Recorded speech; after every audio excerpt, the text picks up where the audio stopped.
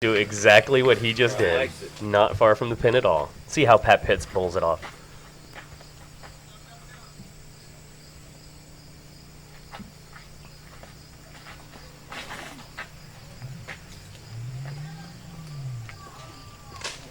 And goes just as well. It's another nice shot. These guys know what they're doing.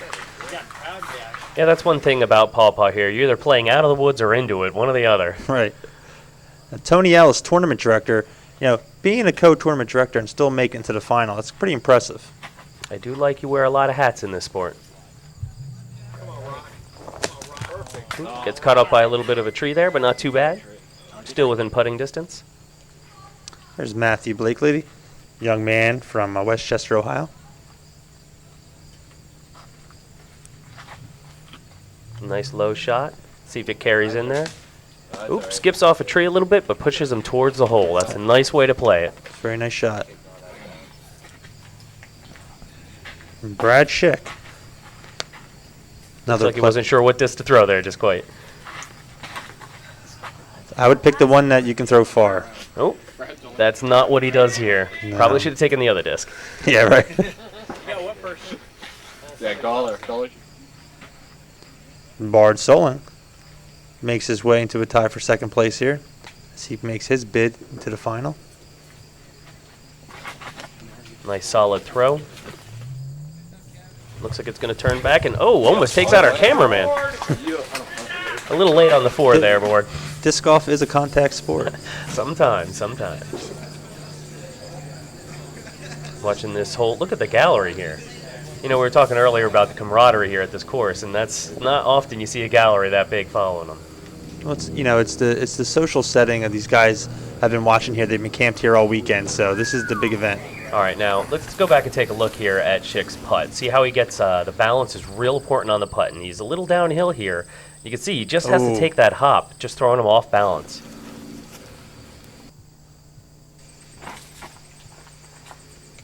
Tony's going to try and weave through the trees here and hit some chains.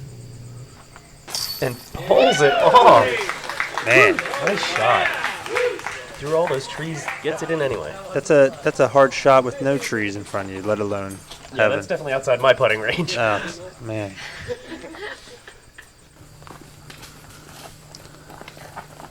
See what Matt Blakely can do here. Similar shot through the trees. Oh, and just skips off the chains. See the disappointment on his face there. See, a lot of these guys all seem to be in the same area. It's just who's going to be able to have the concentration to make the putt. Oh, and the board comes up just a bit short.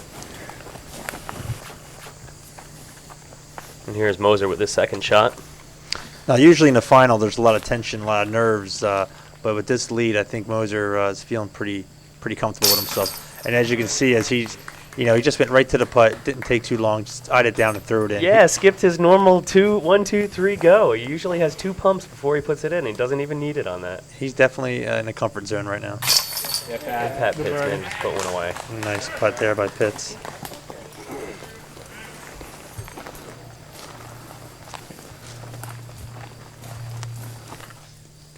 Let's see how Port does. Looks like he has a clear lane, but it's still a decent distance. Board came all the way from Norfolk, Connecticut to play in this year's event. Nice putt.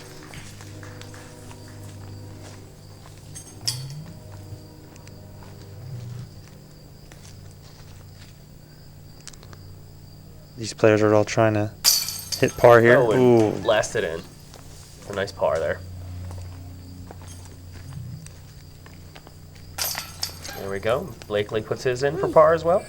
Players finish up as Tony Ellis and Pat Pitts. They're now all alone in second place. Moser still very comfortable with a comfortable lead with a 176 in first. Now we're going to be on whipping post hole number 14. It's 675 feet par 4. It's called Tony's Valley, and you'll see what I mean once you get a shot of this. It's way downhill, and there is a little bit of water make you nervous.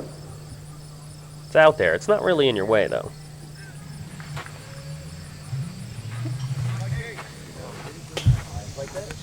It's in the field. I hit the field. Man, what a bomb. shot. These guys can just absolutely drop bombs out here.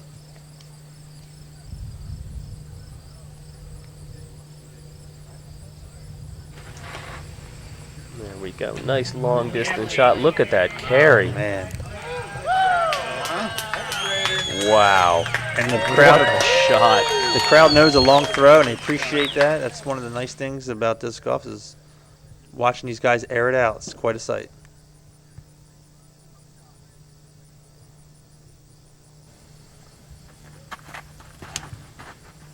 Oh, it goes a little bit Anheuser, but it seems to be fading back. It's going to work its way back. It's got that nice S curve to it. That's a long distance shot. Wow. And you can see them side by side. Let's see how Blakely can pull this off. He's got his work cut out for him already. Yeah, he just has to throw, I don't know, 450 feet. That should get there. No big deal. Flat. Nice. Oops, flattens out nice, bends a little bit back, looks like Nice, it's Matt. coming. And stays just off that field on the side right there. Nice shot. Yeah, you want to stay in the fairway here because if they get in that long rough, it's going to be hard to get a run up. Yeah. What a rocket. Man, he just got there and threw and Yeah, it doesn't have much of a setup, just gets up and Man. rips it. Doesn't want to even think about it. see what Bard can do here. He's going to Taking a try. nice big run up on it. He throws a roller. Different, baby. There you go. Gets down the hill pretty fast, but will it bend back? You're fine, boy. No, and it doesn't turn over. But let's go back and take a look at how Bart comes up on this shot now. When you watch him, he comes in big, huge step with his right, and see how the disc comes out of his hand already on the angle he wants it on? He's using his body as torque, and that's just textbook. Now, I think he was hoping it would stand up a little bit more and bend back towards the hole for him, but that's all in the snap. Sometimes it just doesn't do what you want it to. We'll watch them walk up to their discs here. And as that huge gallery and social setting that we talked about, these people are just here having a good time watching this tournament. There's people all over the place. Just It really is. It's a real relaxed feel despite being a pro-only event. And what a beautiful day. Look how sunny it is. and this is private property. This is Spencer Thurman's own private lands that he built this course on. All right, Board on a second shot here. Still got some distance to go, though. Oh. Well, we're going to hope that going to hyzer back onto the pin a little bit. Comes back a little That's bit, but gonna not work. as much as he liked. It's a little bit of a tester of a putt, but these guys at this time in the tournament, they're not in the finals because they can't putt. That's for sure. They should be fine. Moser throws a big spike hyzer almost. Just short of the pin, but not outside of his range at all. Absolutely not. All right, let's see what Brad does.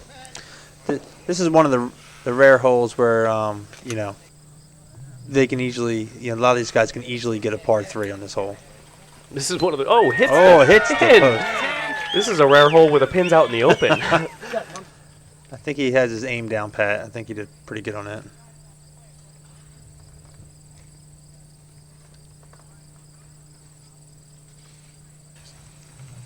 Nice easy throw, nice easy backhand, and it's going to hyzer over. Nice shot by the youngster. Just past the hole, but still within range. As he showed us in the last hole, he has some distance to his putt.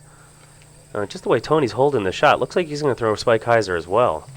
And he pretty much does. Right under the just basket. Wow, great shot. Great That'd be an easy concentration. par for him. And you can hear he's the hometown boy, Yes. so he must have lots of family here. Pat Pitts, he'd like to get there too. Everyone else is. Join the party.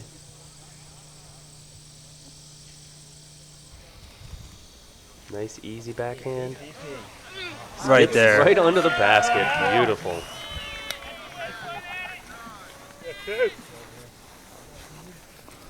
No, we'll just watch the rest of the gallery follow him. And there's our camper friends. Look at all the cars you can see here, man. Just people relaxing, having a good time. Enjoying themselves out on a beautiful day like this. There'll be some serious barbecue going on later. Absolutely. It really is a great place to come. And you can bring the family. That's why they like it. They can bring their wives, players can bring their kids, and everyone can have a good time. Yeah, it's a nice camping trip and disc golf to boot.